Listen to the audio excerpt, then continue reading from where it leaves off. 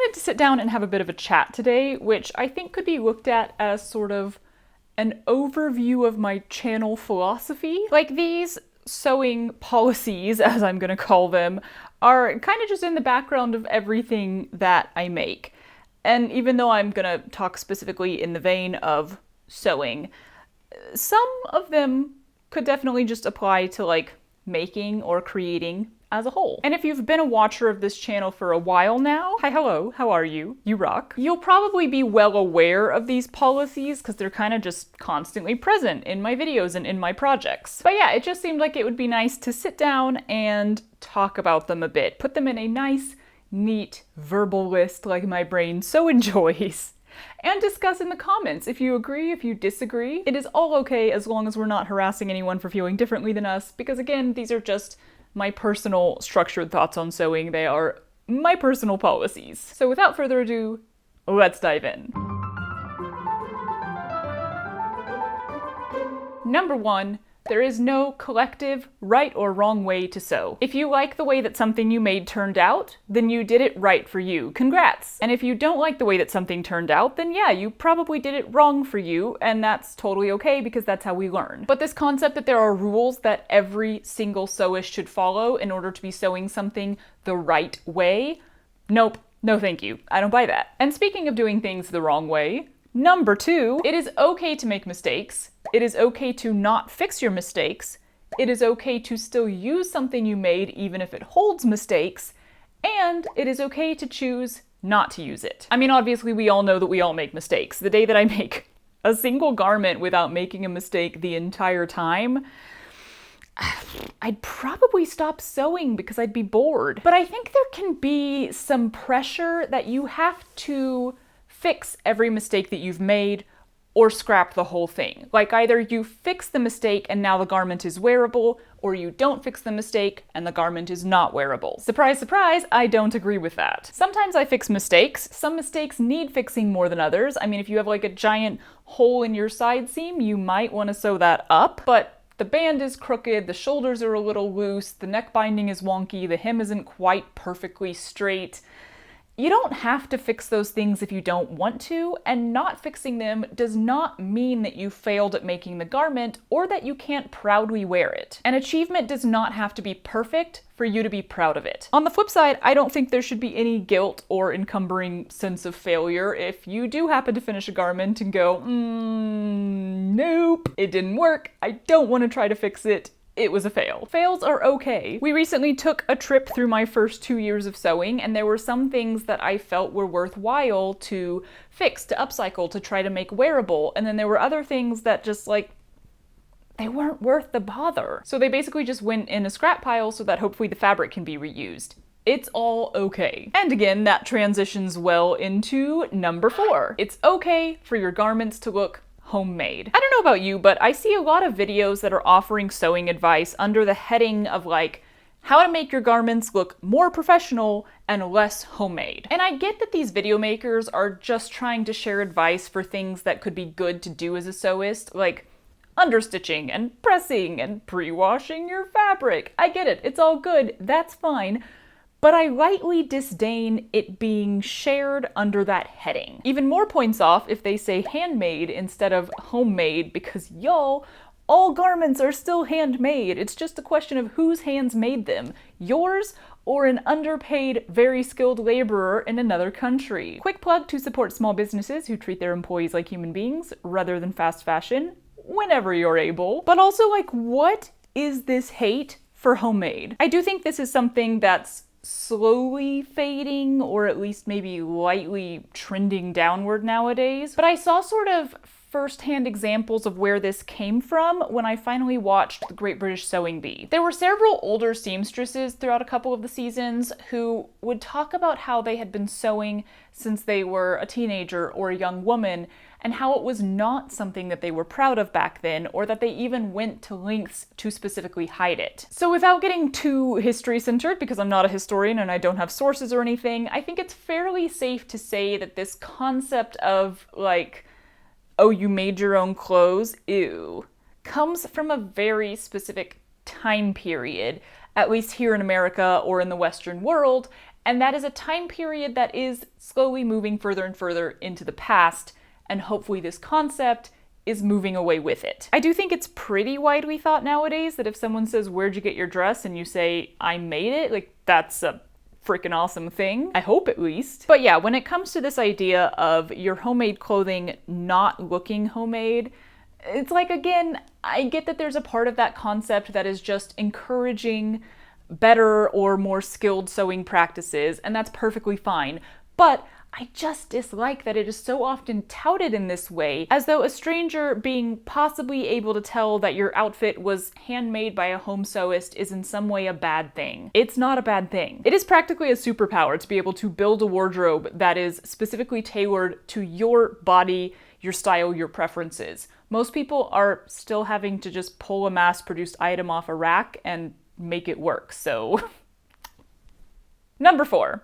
Any garment that can have pockets should have pockets, preferably the biggest and sturdiest pockets possible. And if you have to get creative because it seems like your garment can't have pockets, then you should absolutely get creative and find a way for your garments to have pockets, because yes, please, more pockets. I feel like that's pretty well explained. What more can I say? Pockets! Number 5. Patterns are a tool, and like most sewing tools, they are not actually necessary for sewing. Ooh, are we getting controversial now? Okay, y'all, so again, if you've been around the channel, you know that I am a huge advocate for self-drafting and not a huge fan of patterns, but like, I still use patterns. Or at least I still use one pattern over and over and over again. My point is, I use patterns like I use a grommet press, or a bodkin, or a seam ripper.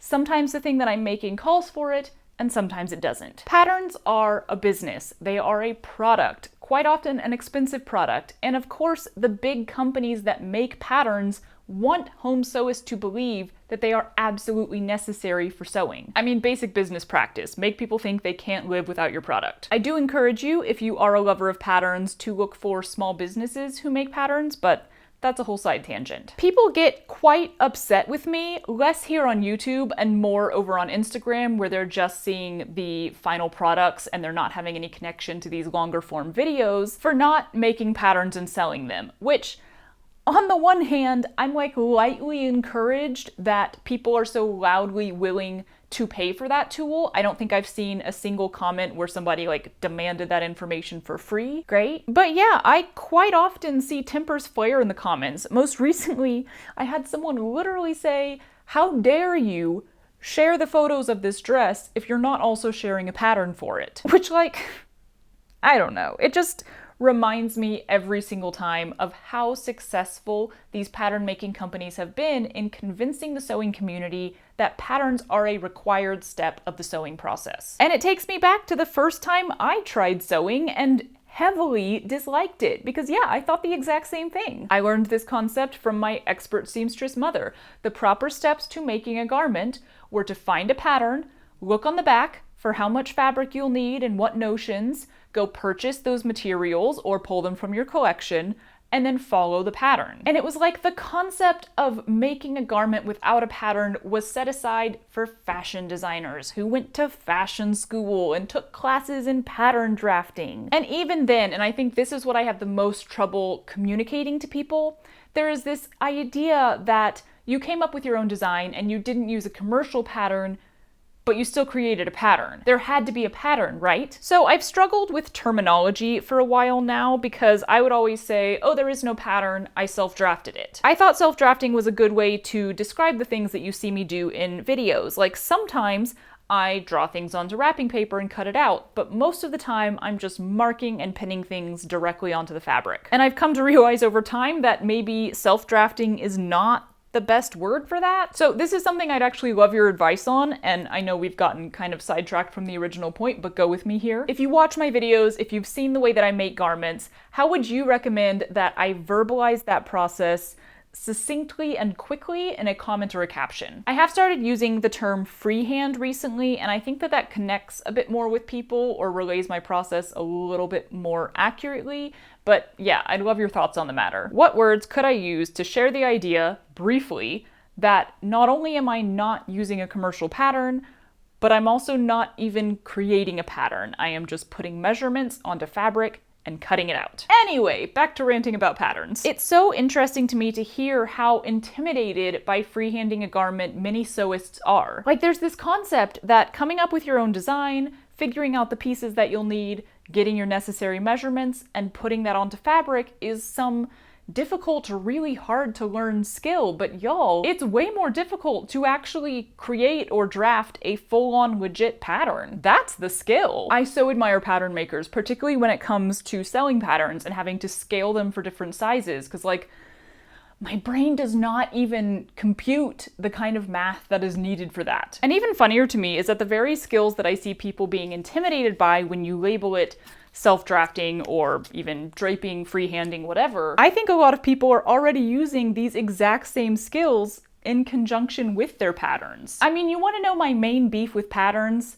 They aren't actually made to fit you. My measurements don't line up with any particular size on the back of a commercial pattern. Pattern instructions themselves will sometimes just say like, just so you know, like, this isn't gonna fit you. You're gonna have to make a bunch of adjustments. And in my experience using patterns, it's been very hit or miss. The reason I'm in love with this one single pattern that I keep using over and over again is because the first time I made it, it just fit perfectly. As a size 14, no adjustments needed. But I've heard from other people that they've used that exact same pattern and had major fit issues because wow, it's almost like we all have different sizes and shapes of bodies or something. So in the end, you quite often have to do significant adjusting to a commercial pattern to get it to actually fit you, or to alter the style slightly into the design that you actually want. And I find it so interesting when I watch some sewing tutorials that always start from a pattern, because they'll go through all of these steps of altering the pattern, and halfway through I'm like, wouldn't it have been faster, or at least like exactly the same process, to just start from scratch and use your own measurements? Like, I saw this happen on my hoodie dresses when I went to draft a bishop sleeve the way that I had frequently seen it done in tutorials, and it was this long, complicated process, and by the end of it I was like, if I had just taken the measurement of my arm, my wrist, all that stuff, and drawn some lines, it would have been the same thing, right? And I did that on my second version, and guess what? It was perfectly fine. What is happening here? Disaster. Why you gotta be like that, huh? So all that to say, patterns are super helpful tools, and depending on the way that your brain operates, or how you learn to sew, or quite frankly, what your body measurements are, they might be great for you. Also, you know, what type of garment you're making, because like, oh boy, there are some things that I do not want to figure out all of the details. I'd rather let somebody with more experience do that. But they absolutely are not necessary for sewing or for garment making, and it is my personal belief that you may already have more self-drafting or freehanding or draping skills already inside you than you even realize. Maybe you just need to challenge the idea that patterns are the normal starting point, that they are a necessity. I do wonder if there are some that are concerned that if we promote self-drafting or freehanding too much, then pattern companies will go out of business, but y'all, they are far more in danger of dying just from a lack of people sewing in general than from more people realizing they have the ability to self-draft a dress. And again, I still use commercial patterns. I'm not saying that they're useless. I would just so very much love it if, first of all, people would stop getting mad at me for not adding more products into that industry. And second, if home sewists would stop looking at self-drafting as some scary and distant and impossible to reach skill. You are so incredibly capable, and please never let a corporation trying to sell you a product make you believe otherwise. And I realize that was a very long rant about patterns. Apparently I'm passionate about it. Moving on to the real doozy. Number 6. Sewist is a word. Y'all, generally speaking, a large portion of the sewing community uses the term sewist. And I've never really heard anyone talk about it. We all just use the term and move on. But every once in a while, I will get these absolutely aghast comments that are like, sewist? You mean seamstress? I swear they are always so indignant. Okay, not always. Like, on occasion, there is someone who is just genuinely unfamiliar with the term and is asking where it came from. But the vast majority of comments, not just on my account, like I've seen people getting yelled at for this on their accounts. Y'all, they border on straight up angry. The last one that got me sighing was how you can tell I'm an amateur because I used the word sewist instead of seamstress. And like, ma'am, I am an amateur and proud of it, and there are many ways you can tell I'm an amateur, not least of which is, me saying I don't know what I'm doing in literally every video. But using the word sewist is not one of them. So let's talk about it, shall we? I'm gonna set my sewing down for a minute. Sewist is not a real word. As in, as far as I could find, it is not in any legit official English dictionary. But hey, guess what? New words are invented every year, new words are added to the dictionary every year, and slang words are used for years or even decades without ever being added to the dictionary sometimes. This is the natural evolution of language. It's a good thing, it's lovely, and it's also unstoppable, so there's just no need to get upset about it. But why use the term sewist when you have all of these other lovely options? Well, let me explain my reasoning, sprinkled with a little bit of other people's reasonings that have been shared with me. The most common reason I've seen to use the term sewist, and my main reason for using it, is that it is genderless. I'm a very big fan of genderless words, particularly when it comes to human beings and to things that human beings do that have nothing to do with their gender. We have many genderless titles in the English language, which I so appreciate. If you say, I went to see my doctor today, I don't know from that sentence whether your doctor is a male or a female, which is great because why on earth would I need that information? I was talking to my lawyer about it. Same thing. I don't know from that statement what gender your lawyer is, and why would I need to? The fact that I sew has absolutely nothing to do with my gender, and therefore I see no reason to engender the terminology around it. Yes, I could call myself a seamstress. That would not be an inaccurate term because I do identify as female. But I just find it so vastly unnecessary to fold my gender into the fact that I sew. I also just prefer to use one term as much as possible, so if I refer to myself as a sewist, I can also refer to anyone else who sews as a sewist and still be inclusive of everyone. Calling all sewists inevitably feels quite different than calling all seamstresses. I can refer to somebody else as a sewist without assuming their gender identity if I'm not aware of it. I can refer to a non-binary person as a sewist. I can refer to a crowd of sewists. Sewist includes everyone. Seamster. Is that the male equivalent of seamstress? Is it a male gendered term or a genderless term? I'm not actually sure, because here's the main reason I don't use that term.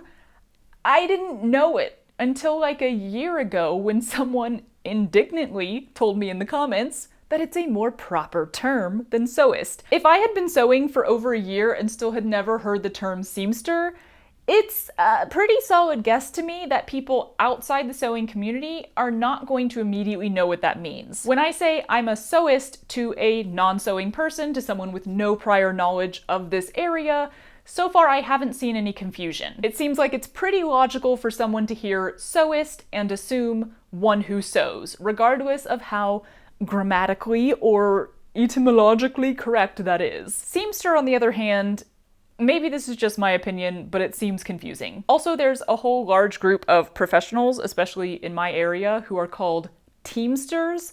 So yeah, I just feel like I would have to repeat and explain every time I use that term. Not something I want to do. Also, let's be real, it feels male-gendered, whether it is or not, and my quick search on that topic came up with a lot of varying opinions, so like, I don't know. I did find in that search, though, that pretty much every definition of seamster was a person who sews professionally or as an occupation, which is just another reason why I don't really want to use it in reference to myself or as a large, inclusive, good for anyone who sews term. Picking up my sewing again, because my hands like activity. Sewer. Ah yes, the lovely, all-inclusive, genderless term, sewer. Or is it sewer? Y'all, the English language, it's a mess. Why do we have two pronunciations for one word that have drastically different meanings? I don't know. A lot of people use sewer. It's been used for ages, it's a great term, and honestly, I would use it. It would be my go-to term, except that I quite often communicate in writing. Sewer is grand when you're speaking. All clear, no confusion. When you're writing, the possibility that it will be mispronounced or assumed to be the other word is... it's not zero. I specifically remember typing the word sewer into a comment I was making one time. Sorry, I don't remember what the comment was, but then I read it back and went, there is just the slightest chance here that the reader could read the wrong word, especially considering I'm often communicating with people from around the world for whom English is a second language, or who might be putting whatever I said into Google Translate, and you never know what it's gonna spit out. So yeah, sower is lovely. And if sewers had a different name, then I would use it. But they don't, so we're back to sewist. And finally, both tailor and dressmaker, these feel fairly obvious as to why I don't use them. I don't think I'm alone in immediately associating both of these terms with a professional, an occupation. And as much as sewing is part of my job as a YouTuber, I want to quell as much as possible the idea that I'm a professional who sews. Because y'all, the assumption that you sew, so you must sell, is vast. But beyond that, there's also like a specific feeling to both of these words. Here, it's the assumption that you're a dressmaker, so you make dresses. Which I do. I make a lot of dresses, but I don't only make dresses. And it's straight up laughable to me to think of calling myself tailor, because I'm pretty sure the way that I sew is the most opposite of tailoring possible. And that leads me to another reason that I've heard a lot of people say they use the term sewist, which incidentally was never my personal reason, but I do totally get it. You'll often hear that it's a combination of sew or sewer and artist. In other words, the term sewist maybe feels safer or more accurate for people who sew as a hobby, who sew lightly every now and then, or who consider sewing their art practice. Again, the assumption that because you sew, you must want to sell your garments or take commissions or do alterations for people is really common. So I can completely understand people wanting a term for themselves that at least hints or implies that they're not that kind of person who sews. Sewist. Perfect. Love it. So what are your personal sewing policies? Do you wildly disagree with me? Are you anti-sewist or anti-pockets? Have you tried sewing without a pattern? Can I convince you to try? You should try. Seriously, just try. You never know, you might love it. And remember, making mistakes does not make it a failure. You got this. And I wish I did not have to say this, but please do not yell at anyone or shame anyone in the comments. We can all have a discussion about our differing opinions without being mean, rude, or condescending.